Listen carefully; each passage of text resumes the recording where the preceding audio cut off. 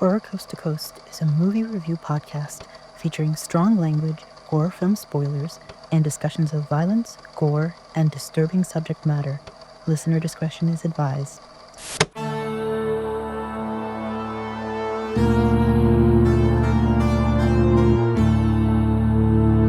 Horror Coast to Coast.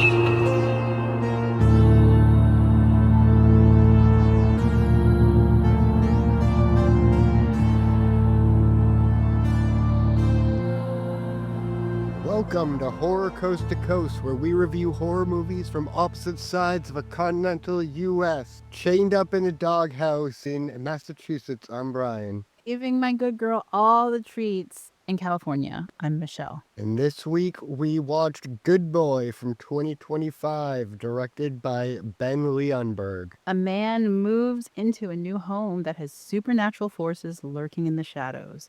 As dark entities start to threaten him, his brave dog comes to the rescue. Meh. Yeah, I mean, they don't want to give anything Yeah. away, I guess. It's true. Best to leave it vague. But at the same time, like, he doesn't really move to a home. He kind of just goes back to his family home, right? It's not like this is a brand new house he's never been to. Yeah. And yeah, I don't know.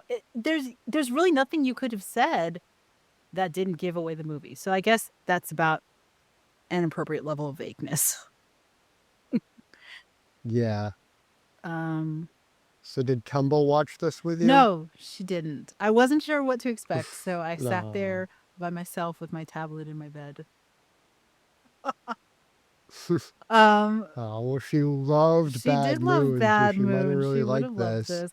I actually contemplated watching it with the kids because I was watching it at first, and they had a sleepover last night. I was watching it, and I was like, "This isn't really all that bad. They could totally watch this. It might spook them out because of all the creepy shots and stuff."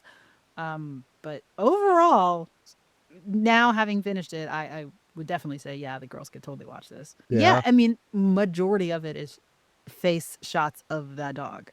Yeah, just like Bad Moon was. Oh, that's true. There were a lot of shots of this movie owes a lot to Bad Yeah. Moon. Okay. Thor walked so Indy could run. Oh yeah. Okay, so this is kind of the one thing I will say is that before we start, I had no idea what this movie was about, and I did a little bit of reading, but it told me nothing. The one critique I kept seeing before I started was everyone gives it lots and lots of high praise, but the majority of people are saying, yeah, but there's no story. So obviously the thing I did while watching it was try to find the story. And I think there's a really good story here. Yeah, that's a weird take. I haven't heard the criticism of this movie, but I wouldn't think people would say it has no story. That the story element was missing. That's the thing that I kept seeing. So I was kind of like, huh, where's the story? And then the minute I saw it, I was like, oh, I get what's going on. There is no critique. There's no story to this. There's 100% a story to this. And I think it's a really good one. I think. Yeah, I feel like people just can't handle a protagonist that's not speaking out loud everything that's going on in the story. There was a lot of nuance that you kind of had to tap into your dog senses to understand. And since as a culture we love dogs, we love to think that we can read their minds, I find it a little surprising that people had that criticism. Like, did you not see the look on Indy's face when things were happening? Duh, there was a whole story going on in that little dog's head.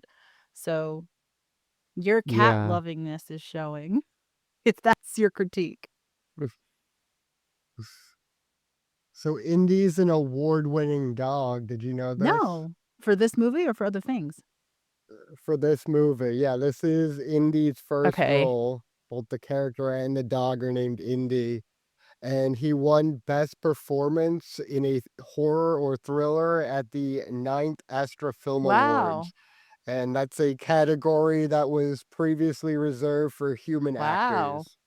So Indy is a boundary-breaking, award-winning Yeah. actor. And the other thing I read is that this movie took 3 years to make.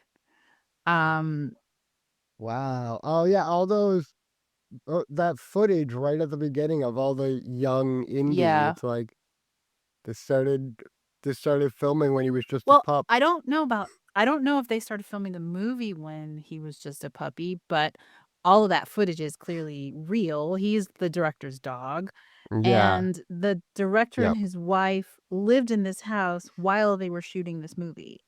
And apparently, it took 3 years to make just to get all of those shots, to get all of the reactions that they Oh, wanted, and, yeah. I mean, I'm kind of in awe of this, but also kind of not, but also I am. I don't know how to explain it.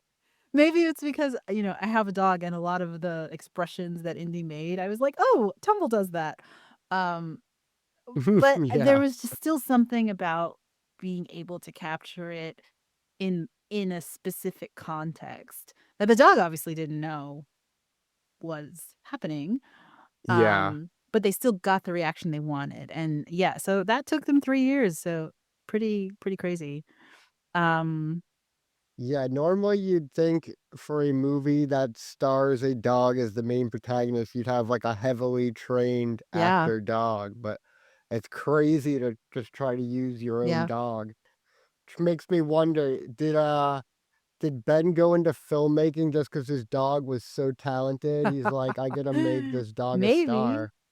but at the same time, it sounds like it might have been a bit arduous having 3 full years go by. I Well, kinda wanted to know, like, what 3 years was it? Was it years, like, 1 through 4? Is it, like, the dog was 3 through 7? Like, I didn't see any sense of the dog aging at all. I couldn't have been able to tell, like maybe you're right, maybe it was, like, the beginning as a puppy is the footage, and then all of the mature shots, Indy's only, like, 3. I don't know. yeah, he was very young. Um, but okay, so we start and Indy's, like, looking out the window, I think, in a little apartment. Yeah, he's woken up to the phone Right. vibrating and the TV's on static and we like pan over to his owner and he's just like hanging there and blood starts dripping out of his Right, mouth. and the immediate thought I had was OD, which weird, but, like, I that was the immediate thought I had, and then also on the phone, you see Vera, his sister, I think she texts him and is like, "Where are you?" So, immediately, I'm Yeah. thinking, "Oh, no." Um, Yeah. and we don't even really learn what is happening for a while. Um, that mystique of what is something's physically wrong with this guy Todd. Something's wrong with him, but we don't learn what for a long time in the movie.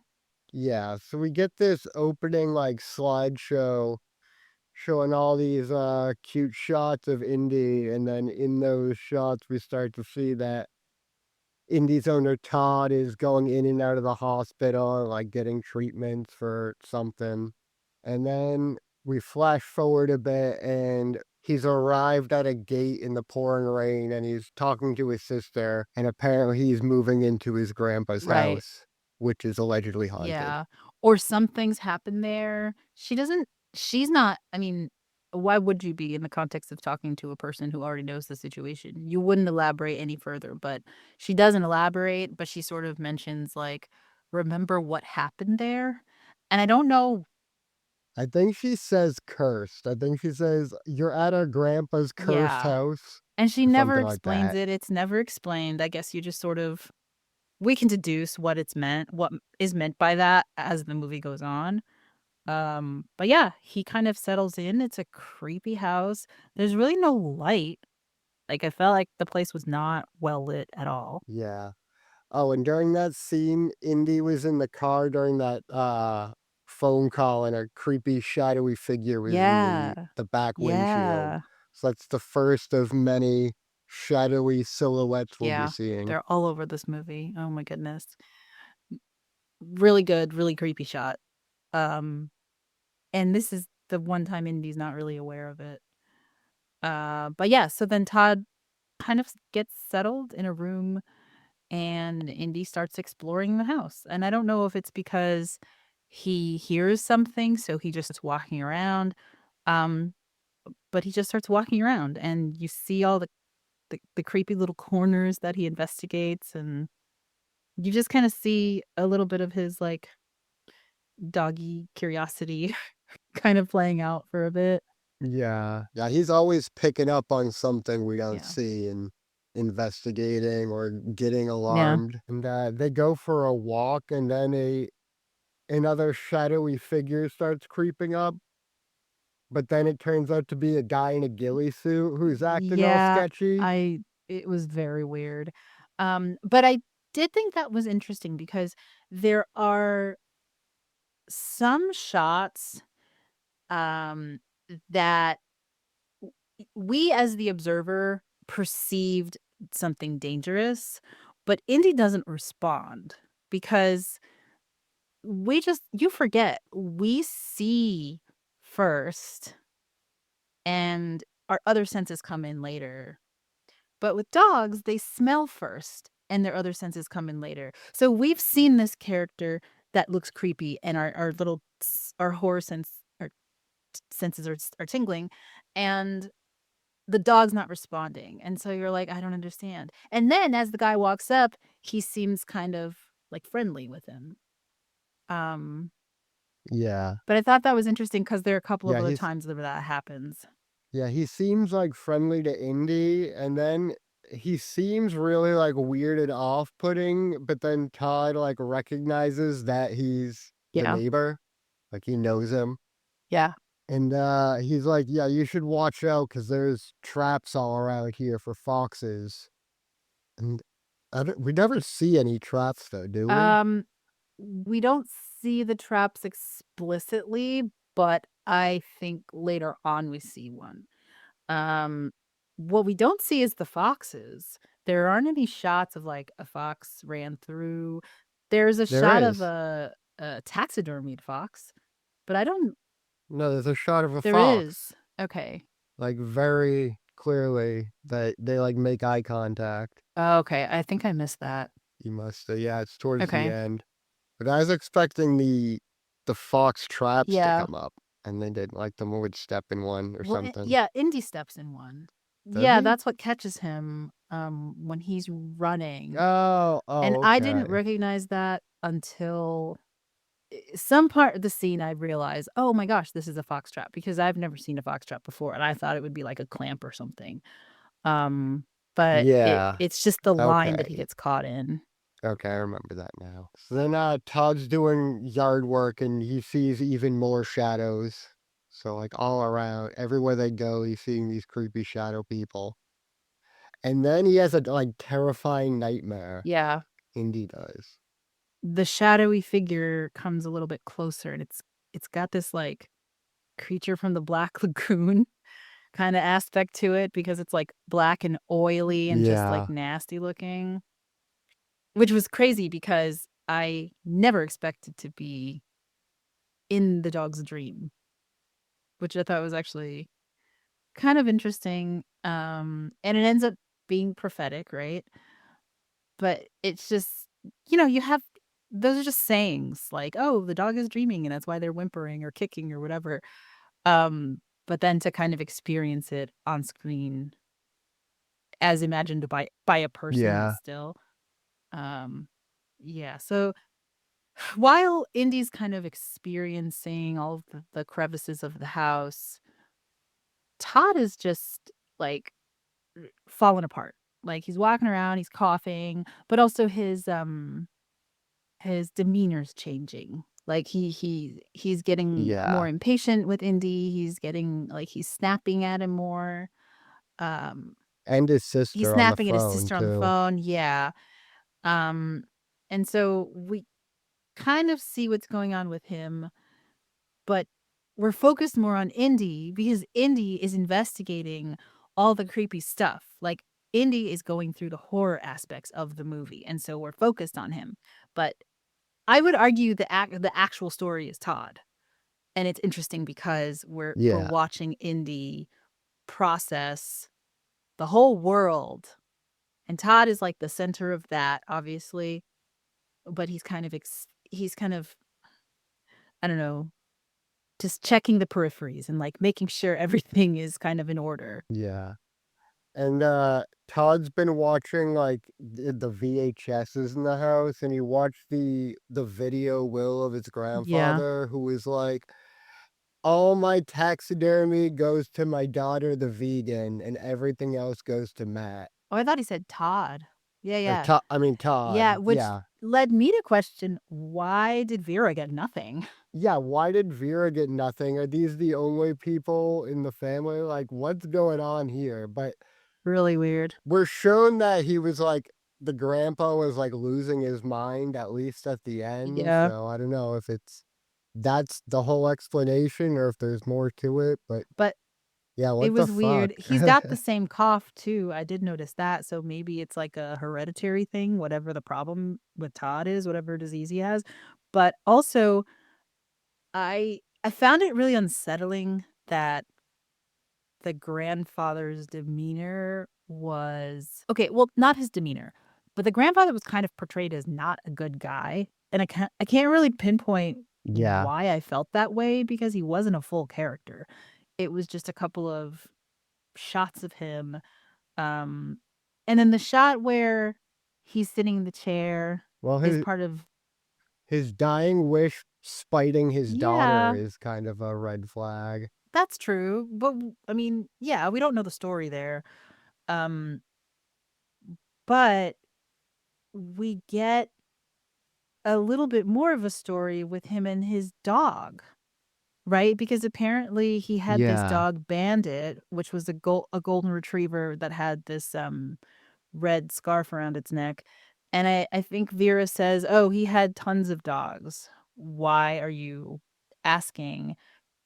And Todd's like, "Yeah, but Bandit is the one that was like his favorite dog." Yeah. And so then eventually Indy starts to hear the dog whimpering, and we get a shot of this dog Bandit, like, in a basement somewhere, but it's very brief, and so I thought, "Oh my god, the dog is still down there, maybe the grandfather didn't die that long ago," and so I was like, "Is this what the movie's about? We have to go save this dog?" Um, but yeah, I don't know, a lot of this was, like, bits and pieces kind of putting together the big thing, and I didn't realize what was going on until, like, halfway through, and then it all clicked. Yeah, so Bandit noticed like water under the door that goes to the basement, and he starts like freaking out. And we get a shot from the other side of that door, and we see there's claw marks all on the underside of that Yeah, door. So I think that's kind of our first hint about what happened to yeah, Bandit. But yeah, Indy's like freaking out. yeah. And then I think after that, we get a random scene where Todd is, like, banging his head against the door? Or is that later? I think that's later. I think next, Indy, like, sees the ghost of Bandit and, like, Right. follows it Right. upstairs and finds the bandana, like, under a bed or Yeah. something. Yeah, and then when he goes to see it Yeah, he puts his nose up to it, he gets, like, crazy visions, and that includes Todd, like, going down into the basement and, like, becoming different, and then that bandana is, like, drenched in blood, like, thrown at yeah, Indy.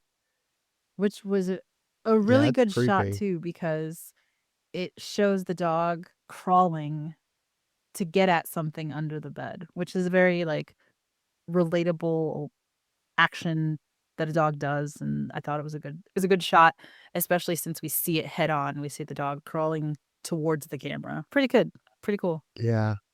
And then Todd comes upstairs and he sounds like an absolute zombie. He's like wheezing and choking, and he like collapses on his bed, and we see that he has like a bandage on his arm where he just had some kind of Yeah. IV, And it starts and bleeding. like Indy notices it.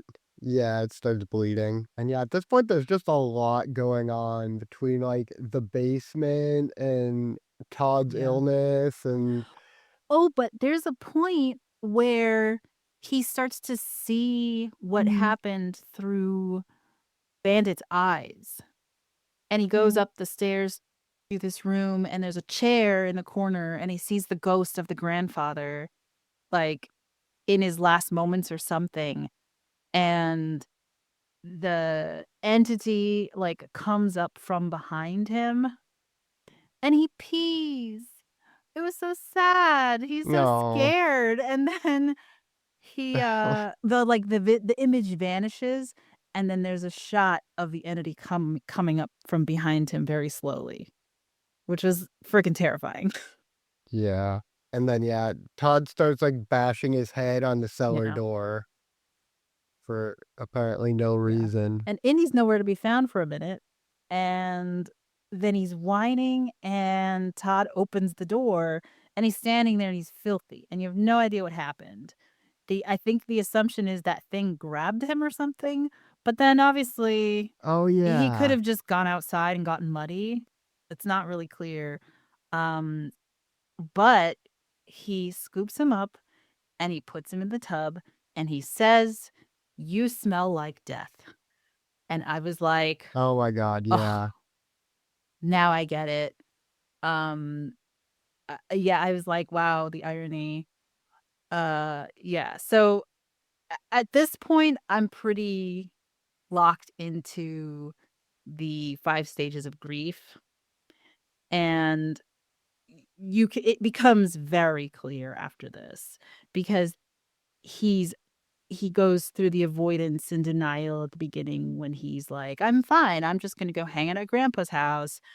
Um, and he's still kind of doing that, until I think this is the part where it seeps into anger.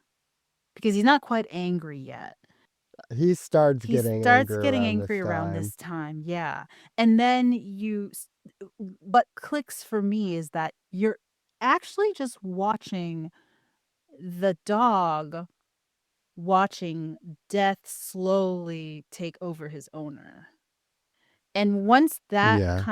once that realization happens, then it becomes easy to follow, like, okay, the dog is perceiving all of these things happening. Todd has no idea because he can't see it.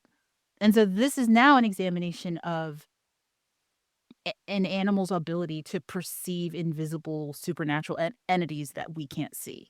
And then that's when it becomes like, "Oh, wow, this is actually really scary," because this thing is in theory, if we follow the logic, not gonna hurt the dog.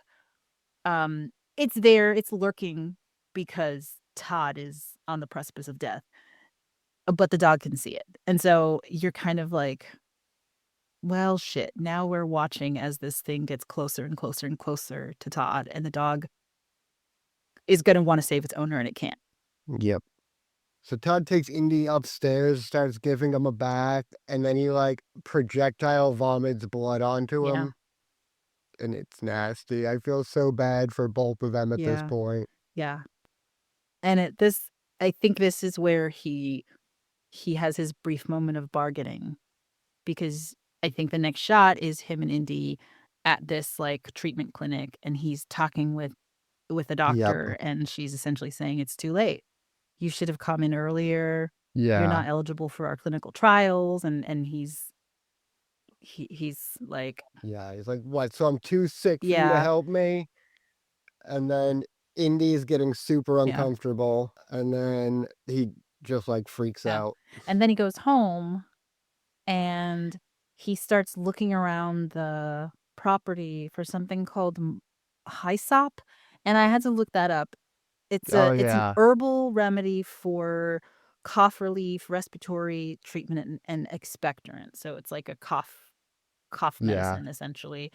Um, so he's still kind of bargaining. He's trying everything, and then he does this. Yeah, I figured it was, like, holistic cancer cure Yeah, or then he starts something. to do some holistic. He does this like this ritual. Did you notice that? Yeah, he's, like, saging the Yeah, he like does house, a ritual and he's doing all these things. Um, and and he hasn't experienced anything supernatural, No, I has don't he? think he has. That's sort of when I started realizing that only the dog can see the entity, and the entity is just circling in as Todd's illness takes Yeah. over.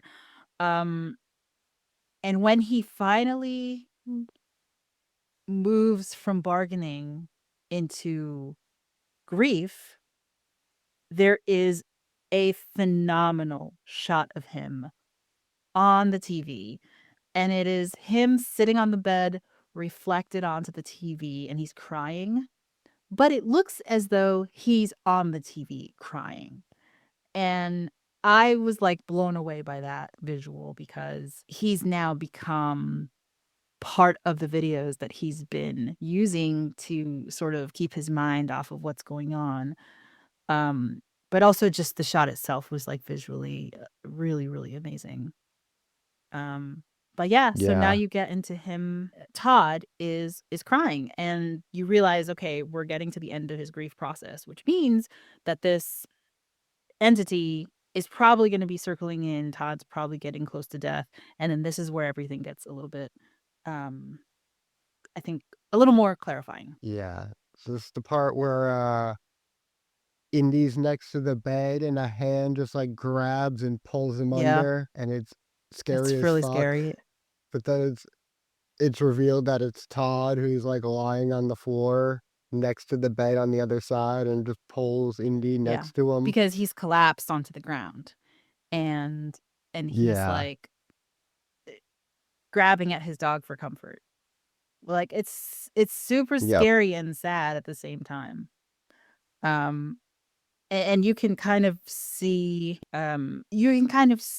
the emotions that Indy's going through at that point, um, because you can tell that he he's afraid for what's going on because he doesn't understand it, but he still keeps up this, like, vigilant watch over the surroundings. But ultimately, he's just as powerless as the person. So, this actually made me think back to The Monkey. I was like, "Oh, we're doing this again." Another movie about how we experience death and how except it's, like, us experiencing death from the perspective of a dog. Yeah. Yeah, there are some parallels between those for Yeah. sure. But then, so as Todd's petting him, his hand becomes, like, monstrous and black, and it's petting him, and it freaks Indy out, and he bites him, and then he gets up, he's like, "No, stay there," and then he collapses here, Yeah, he right? collapses and the door slams, and then Andy starts barking. Yeah, and then Indy, like, jumps out the He jumps window, off and a we get this. roof. Yeah, and we get, like, this long shot where, like, he's landed in the bushes, but nothing's happening. Yeah. It's like, "Is Indy dead?" Oh my gosh. Yeah, no, that dog jumped off the roof like he was gonna save the day. I was like, "Oh my Yeah, goodness, something's gonna happen maybe?" But he runs, and it's interesting because you see he has a he has a plan. Like, he runs through the woods, he sees the neighbor's house, and in his mind, you can just kind of see the gears working, like, "Ooh, the neighbor can help me." But then he gets caught in one of the neighbor's fox traps. yeah, so then Todd comes out, and he's, like, super pissed off, and he chains Indy to the doghouse. Yeah. And what's going on with, like, the generator and the light? I Is that just, like. I did not understand that at all, but I thought that was just a means of keeping the movie kind of shrouded in darkness. I didn't really understand what Todd was trying to do. Maybe he was trying to turn it on. Yeah, But I actually thought that this specific scene was very emblematic of the dog's perspective. This was not a person's I don't think that the way we perceive this scene is how we would have perceived it if we were seeing it from the outside. Because if you think about it, it he doesn't have the capacity to keep an eye on Indy. And he clearly doesn't want him running out of the house at any time getting caught in traps, right? And yeah, so he's essentially saying, I can't take care of you right now, so I have to tie you up." But his presentation is wrapped up in, like, sickness and death and darkness, and so the Indy perceives that as, like, mean and cold. But I mhm, suspect that if we were able to see that scene on the outside, Todd would probably just be, "I'm sorry I have to do this to you because I can't watch you all the time, and you can't be running out, getting into traps," and he ties him up. But Indy doesn't see all that. He just sees he's standing over me and he's saying mean things. I mean, maybe he was angry, and maybe he does say, "Damn it, I can't account for you, and you can't do that," and whatever. But I just thought that was such an intriguing idea that even when you mean well, the way you present it, the way you present yourself to your dog is going to have an effect on how they perceive how they perceive you because they can't understand the nuance of some situations. Yeah. So inside, Todd's coughing is intensifying. It's getting real bad. And outside, Indy's getting anxious and the shadow creature approaches. Yeah. And then, like, as Indy's like trying to get away from that one, a shadowy hand starts like pulling his chain into the doghouse. And then it looks like Indy like runs into the doghouse at full speed and bursts out the other side and breaks the chain off. Yeah, I think he knocks the whole thing over and the chain. Yeah, he knocks the whole thing over and he also like bursts through it, I Yeah. think. Indy the wonder dog. But like, so what do we think is actually going on I here? don't know, and I wrote that down. Why does it grab the dog? Why does it come for the dog? Because at Yeah. this point, we know it's not here for the dog, it's here for Todd. Is I don't know. I mean, And I'm wondering if that's just like something Indy's imagining because he needs the justification to burst through his yeah, doghouse. maybe if that's he's thinking it's coming after me. I don't know. I'm not sure if his, motivation was protecting himself, though. I think a lot of his motivation was protecting Todd, so Oh, for maybe sure, I yeah. don't know, maybe he's But thinking it's out here, it must be inside as well. I couldn't read this part very well at all. yeah, this part did confuse me. It did seem a little out of step with the rest of the shadow creature scenes. Yeah. But then Indy gets into the cellar and Oh, he finds yeah. Bandit's skeleton. And so you Yeah, with the red bandana and yeah, so everything. you realize that Bandit was sitting down in the basement and was stuck there, but you don't know why. And so he turns around, goes back inside, and I believe Todd has died at this point. Yeah, so I think he comes up and he's real happy to Yeah. see he's real happy to see Indy. It's like, "How did you get Yeah, out? How are yeah. you up here?" And then he's hugging Indy, and he looks past Indy, and he sees On the himself bed. in the Yeah. bed.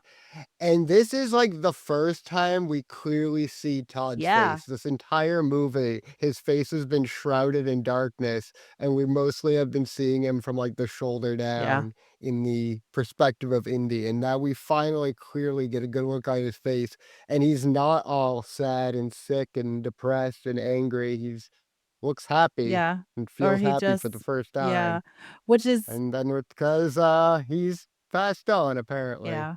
Which is interesting because do is this supposed to be how dogs see us? Dogs don't really pay attention to our faces.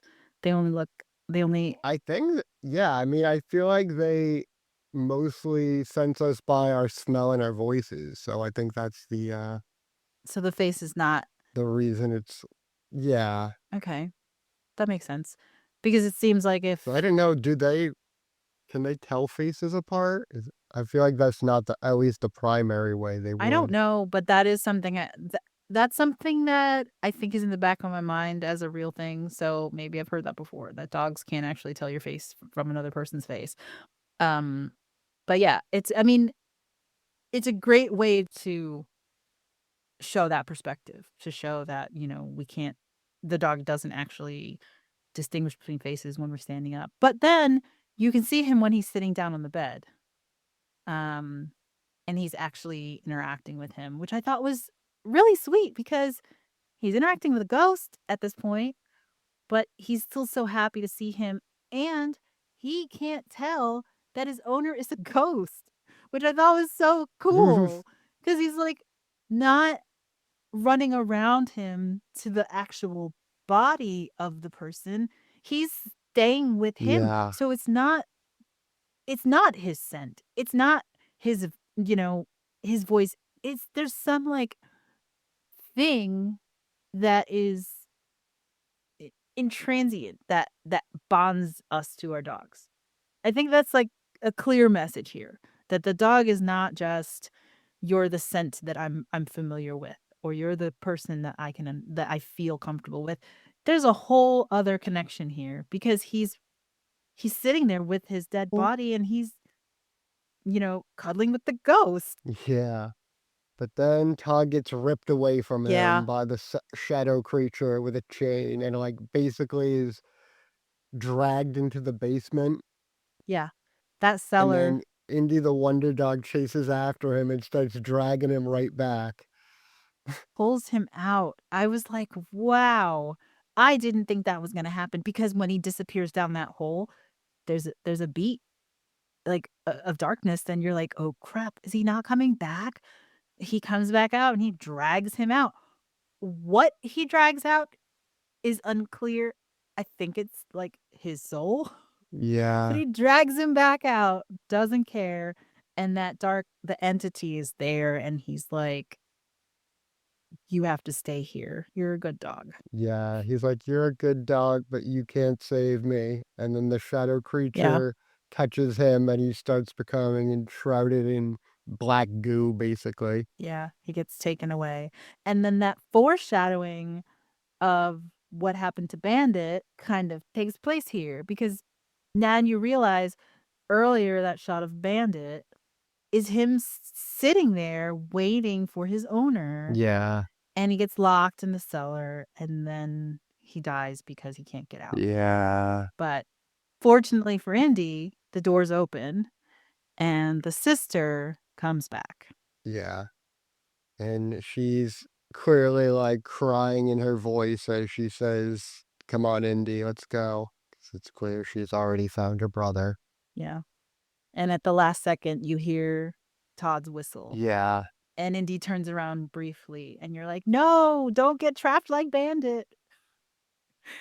And you can see that Indy hesitates for an uncomfortable second Yeah. where I was like, "Please don't turn around.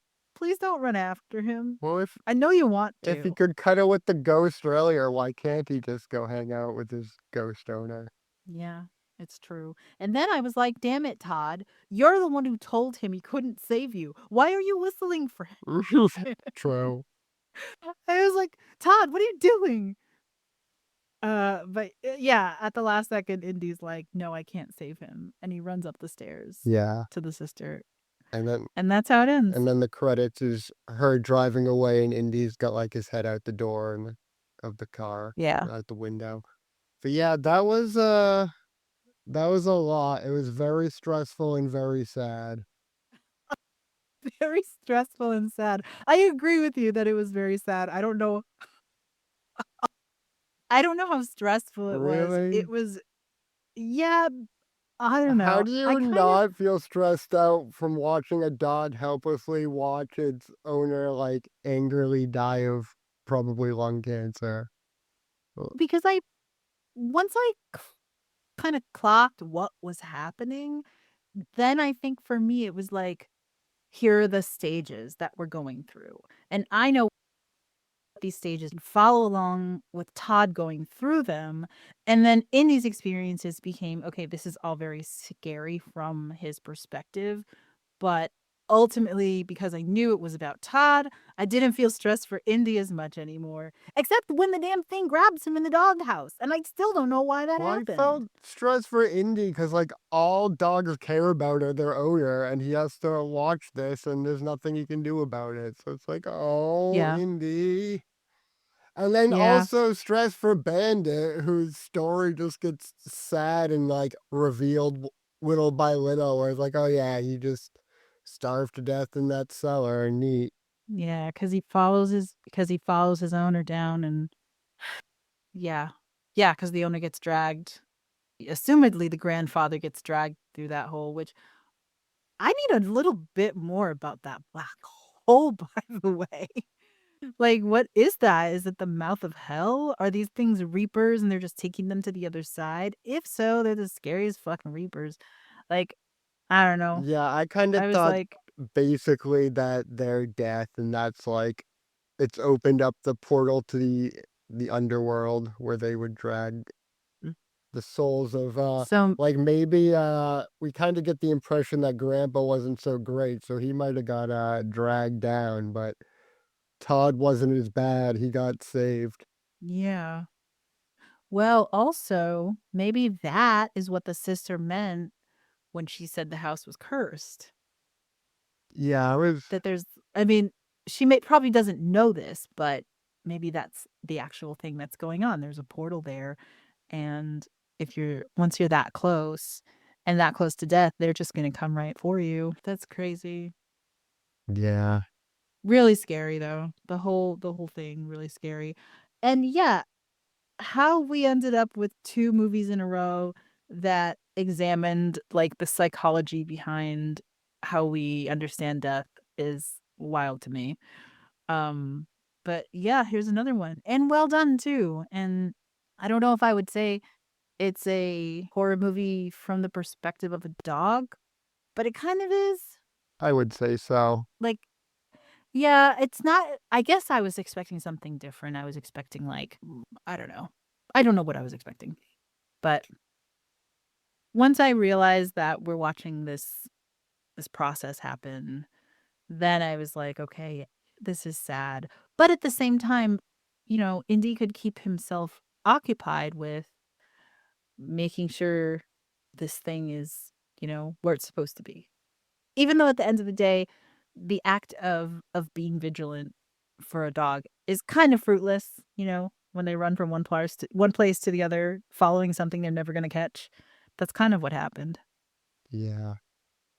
Yeah, so I heard this, compared to Courage the Cowardly Dog. Do you know about Courage the Cowardly Dog? Um, so I have heard that it is supposed to be the whole thing is some representation of something, and I do not know what.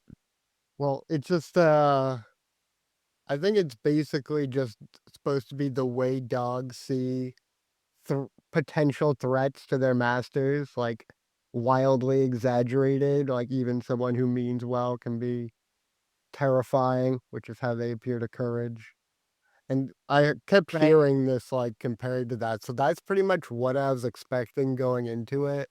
The whole, like, terminal cancer angle, I did not expect at all, and this is I got you already know how it's gonna end, so I was kinda bummed about that direction, just the inevitability of it, but Yeah. overall, it was extremely well done. Yeah. I really liked it. Yeah. And now that I'm thinking about it a little bit more, I'm sadder. Yeah. That was a sad movie. Um, yeah, it was sad. Scary too. And a lot of those shots of that creature before it fully manifests were real good jump scares. Yeah. Like when it comes up behind when Indy's just sitting staring off into another direction, I feel like it did that more than once. Yeah. But really, really sad. Anyway, okay. So, what are we thinking? Are you ready to rate? Do you have anything else? Um, yeah, I think I'm ready. I think I'll give Mm, it a 3.5. okay. I think I'm gonna give it a 4. I love a layered story, and I I thought there were some really good layers here. And some of those shots were fantastic, the shots with the Yeah. TV and stuff. Yeah, there were good So, shots in I this for sure. yeah, really scary shots. Yeah, the And dreams also were I wrote really down scary. All the yeah, dreams. I wrote down what was interesting is that there were a lot of scary shots that were just Todd, which I thought was Oh, was yeah, there's a interesting. bunch of shots where, like, is that the shadow creature? No, that's just Todd acting like death. Yeah, Like, yeah. like, there's times like, he's always in, like, this, like, trademark flannel, so it's like, there's times when the only reason you can even tell is because of the flannel, and then, like, you kinda see his, like, disheveled, long, greasy hair, and it's like, Yeah, wow, he there's a looks like he's part already one of the monsters.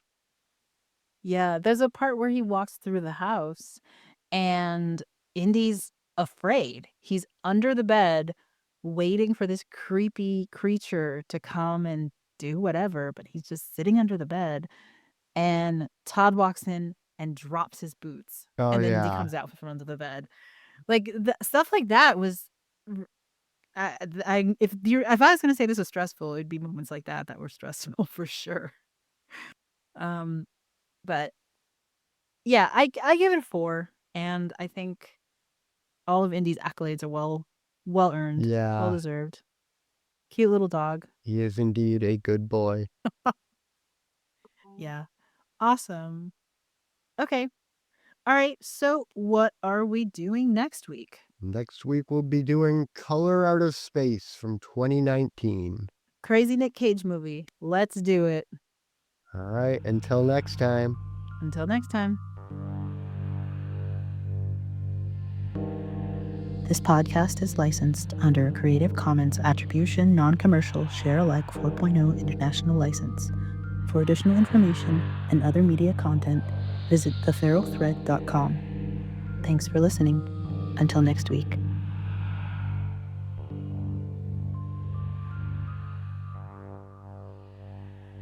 Did you start early